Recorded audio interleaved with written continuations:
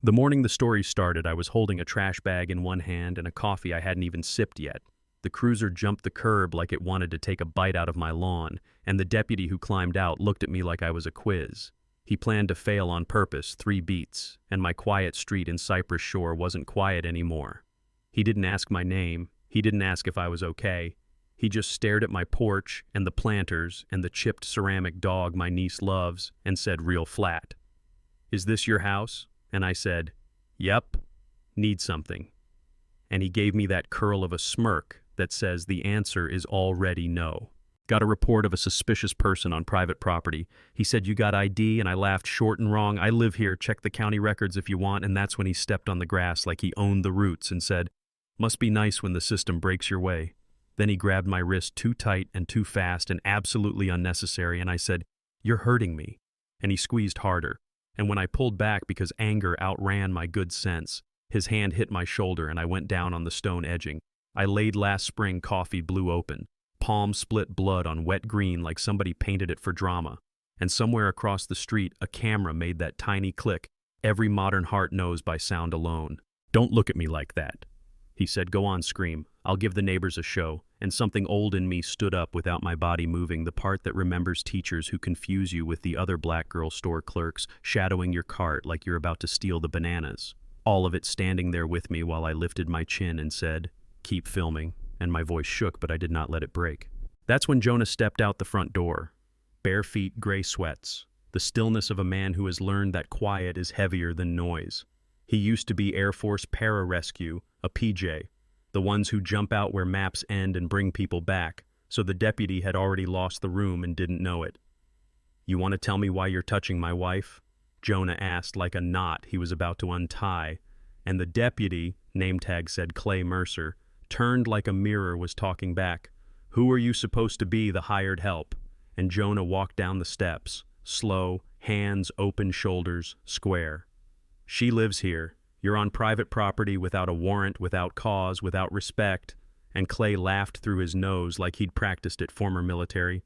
"You think that makes you important?" And Jonah said, "No. It reminds me what honor used to mean." And the light caught the steel bracelet he wears with his unit, and the day 2 men went under in a river that lies about its current. The flash hit, someone whispered. "He's a PJ," and Clay's jaw ticked and he stepped back half an inch like the ground changed angles. "This isn't over," he muttered, and Jonah said, "It just started," and the cruiser peeled away. And for a second I thought the story would shrink back into a morning. Yeah, that happened. I was wrong, and the internet made sure I knew it by dinner.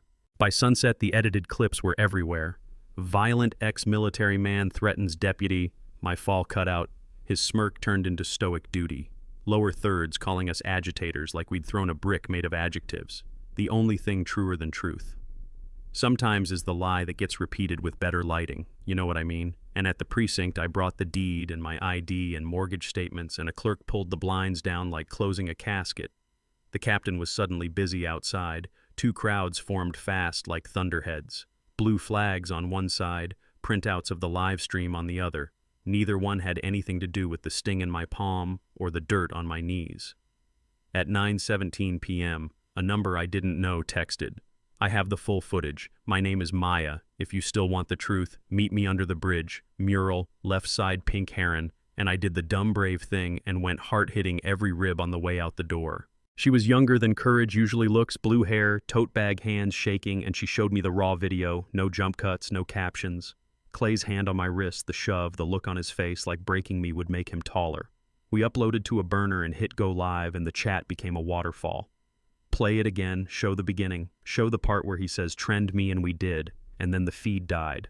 Not buffering, not slow, just dead with a red banner slapped across it like a federal palm. Broadcast blocked by emergency protocol. Maya blinked like the screen had slapped her, tried another platform, then another. Same red banner in slightly different fonts. Not just the internet, the people who keep the internet on a leash. The next morning, a City Hall spokesperson said the video had been flagged as manipulated and destabilizing, a soup of words like harmful narrative and public safety. The governor, Victor Lang, went on TV to say, "We should not let agitators divide us." And I saw Jonah's jaw set and his hand found mine so I wouldn't throw something dumb at a screen that couldn't feel it. And that afternoon we rented the little auditorium at the community college where I teach. Knights taped paper signs to the doors, borrowed a projector, and I put a Band-Aid on a palm that wouldn't stay closed and told the room I didn't want revenge. I wanted daylight to stop giving truth a rash. And then the lights flickered and the footage glitched and a new banner popped up. Signal terminated national emergency, like our town was a war zone because we were trying to show 30 seconds of a man failing his badge, and the mic popped and the speakers squealed and the projector went black and the room held its breath. Then the whispers turned into a kind of low rumble of who cut it and why and who gave them the right, and I heard myself say into the dark, "You can cut the cord, but you can't cut what people saw."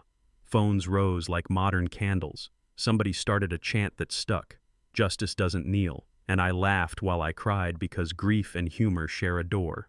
That night our fence wore the word parasite in sloppy red, and Jonah went out with the hose and the first bottle hit the railing and opened into a mouth of flame. He dragged me back as a second hit a planter, and our succulents did their last fireworks, and for a split second I saw the headline, "If we died there, angry man with military record, dangerous," and my heart said, "Not today," and we got low and got out the back. Firefighters did math with hoses and foam, while a reporter stuck a mic and asked for comment, and smoke ran out of my eyes, and I said, "You can't light lies and expect the truth not to burn too," and yeah, that line stuck around. We ran that night, no movie plan, just a backpack, a burner phone, and a flash drive from the hollow under the drawer that used to hold wedding photos and tax PDFs and suddenly felt like it might hold survival. The city changed shapes. Streets. I've known since high school. Grew shadows with rules. Choppers dropped low. Loudspeakers called us persons of interest and tossed around authorized response like teeth grinding. We ducked into an old flood tunnel I'd only ever noticed because of graffiti, and the air was wet concrete and the sound of water going somewhere it didn't choose. Jonah popped a reluctant metal door like a stubborn jar, and we stepped into a room colder than the tunnel racks of servers, humming like a beehive under glass screens stacked with feeds, protests and traffic cams and anchors saying our names wrong with serious eyes, and in the corner of each screen a logo I'd never seen, white triangles inside a circle. Aegis relay systems. Jonah typed, just enough to be dangerous. Direct injection, he whispered. They're not just blocking, they're replacing, and he pulled up a folder of templates. Lower thirds with suspected assailant still image overlays that made crowds look like infections on a map. Audio. Packs labeled authority statements, and we listened to 3 the same notes in different voices: order, safety, manipulated stability, the recipe for a calm face over a closed door. And he looked at me like a question. We can blast this out and make a bonfire, or we can be careful and build a furnace, and I said furnace because I wanted heat that lasts, not fire that scares for a second. We heard boots. We ran, crossed a team led by a man whose gait slapped a memory out of Jonah's face. Owen Pike. He breathed pain tucked inside. The name old teammate turned company man. He raised his rifle, then didn't, then did. "Don't make me," he said, and Jonah quiet as a prayer. "You already made your choice," and Owen fired into concrete to make dust and cover and yelled, "Go," and then into his radio lost visual, and we didn't say thank you because nobody had time to decide who he was in that moment. Sometimes mercy just shows up in a uniform that can't admit it. Dawn put a bruise on the sky over the marina, and Clay stepped out from behind crab pots like a director who loves an entrance. No uniform, tactical jacket that wants to be a sheriff's star without paying the price. "Miss me," he said, like we were old friends who lost touch, and he looked at Jonah and said, "You think saving strangers makes you a saint? Nah, you're just a guy with a temper and a wife who talks," and Jonah kept his voice low and calm. "Put the gun down. We're not your enemy. You're the kind of noise real cops clean up after." And Clay's lip curled and he swung, and the gun skittered, and somewhere a forklift screamed because metal was in the wrong mood. And those two collided like 2 versions of America wrestling over a mirror chain, whistling air waves, slapping the dock and spraying salt into my mouth, me yelling, "Stop," like a prayer and a cuss at once. Then the world turned white.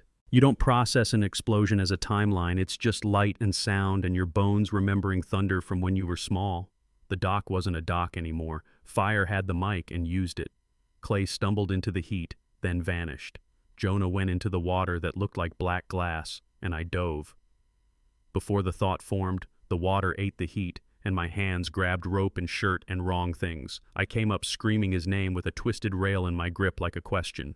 And the news that afternoon called it a domestic terror plot and called Jonah dead and me unstable. The governor asked for calm, and calm is such a useful word when power is nervous.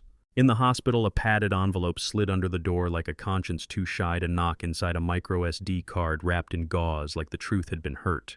The clip was shaky. Footage of a hand rising out of water and grabbing a rail. Fingers cut, steel bracelet catching a slice of light. A comma of blood. Then 3 words in a plain white font. Do not trust Lang. And I put my palm over my eyes and let a sound out that wasn't exactly crying or laughing, and tasted like both. The next morning, men in suits wanted to move me to a secure facility, and a nurse told a long story to a guard, and I used a maintenance door, and the city air felt like a brand new bruise, and a wiper truck rolled by, and a note slapped my thigh in the wind. Jonah's handwriting, the J, a little too proud. The truth breathes. Keep going, and I don't always believe in signs, but I believe in ink a man uses when he thinks he may not get to use a voice. We called the rally a town meeting because rally had become a dirty word on certain channels. Set it on the War Memorial steps, where pigeons decide policy. Flyer said, bring your phone, bring your neighbor, bring your doubt. And when I spoke, I kept it plain. Justice isn't a badge, it's a conscience. It's what you do when nobody claps. It's the story you refused to let someone else narrate, and while I talked, friends across town built a mesh out of phones and goodwill. A dozen nerds led by Maya stitching signal from pocket to pocket, so when the official feeds died, the story didn't. Aegis could yank cables, but they couldn't unplug human hands. And we played the raw clip on 100 little screens and then on a generator projector against the courthouse stone. Clay shoved my fall, his line about trending, and I watched strangers put hands on strangers' shoulders and kids look at their parents and understand something real. And halfway through my next sentence, Jonah's voice touched my ear from a radio under the podium. 2 words. Rooftop north. And I knew before I looked. There is a way. The sun hits glass that pretends it's just glass. A shadow that doesn't sway, like laundry. A shape that wants to be a final. Say.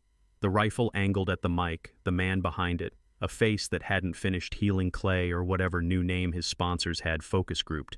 A knife doesn't change by changing what it calls itself. And our eyes met across air and history and fear. Mine on the ground with a mic, his above with an agenda, and we both moved me, talking right through it. When a video makes you mad, that's not your cue to be engineered. It's your cue to investigate. If someone asks you to fear your neighbor before you love them, ask what they're selling first. Shot cracked the day. Like ice pigeons launched a flag, hiccuped screaming, and that heavy pressure sound you feel in your ribs. Second shot, chipped marble. 3 inches from the mic. Jonah went up a maintenance ladder like gravity got demoted. The shooter pivoted, stumbled. Blood streaked the parapet. Maybe our mesh shoved static in his ear. Maybe the word conscience made his trigger finger second guess. Maybe there's a shard of the man he used to be, and it pushed from the inside for half a breath. I won't pretend I know what I know. As there wasn't a third shot. He vanished like a lie, ducking a question. And chaos did. What chaos does. For a holy minute, people surged and crouched and helped and hid and chose, and the chant didn't die, it changed. Justice doesn't kneel into justice still breathes a rumor of hope catching on brick and skin. We pushed the next reveal to the mesh. Not just me and Clay, but the thing behind the thing. The Aegis templates and lower thirds and the crisp voice packs that wear the mask of concern. We didn't tell folks what to think. We showed them how a story gets dressed for television, and the room, the street, the city, the comments. All of it tilted a few degrees toward awake. The governor did another calm and unity performance and never said Aegis or protocol or why a red banner gets to declare an emergency when the only thing burning is a reputation. The sheriff's office said Clay was on unpaid leave pending review, which is bureaucrat for please stop paying attention. And then a clerk friend texted a photo of a ledger we weren't supposed to see payments from Aegis Relay Systems to the governor's Public Safety Committee for Resilience Messaging, which is a poetic way to say we bought the microphone. We posted it, and a mom blog in Ohio hit publish, and a fisherman's forum in Oregon reposted, and your cousin's Facebook made it local. And then the 6 o'clock finally blinked because the weather guy said he'd read it if nobody else would. Small gears turning, you could hear them if you held your breath. I can't give you a neat bow because I don't live in a catalog. Jonah's shoulder screams when it rains, and I sleep light, and Maya takes new routes home for a while. then forgets one Tuesday and remembers for 3 more. Governor Lang still cuts ribbons, and Aegis changed its logo to something friendlier and sponsors a summer concert series where the t-shirts say community, but some things are different in the way that matters to people who don't get press releases. Our city council passed an ordinance with real teeth that says you can't block citizen recording, absent an actual safety hazard. The college added a class called Media Literacy and Power, and the wait list is 100 names long. There's a barber on King who runs Honesty Hour on Saturdays with a little speaker in the window.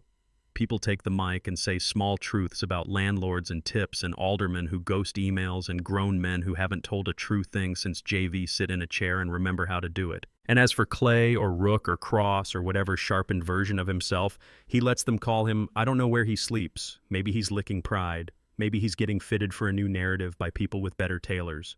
Maybe one night he sits on the edge of a bed that isn't his and realizes revenge is just grief, wearing a leather jacket. Not my job to solve that. My job was to breathe where someone tried to cut the air and ask other people to keep breathing with me.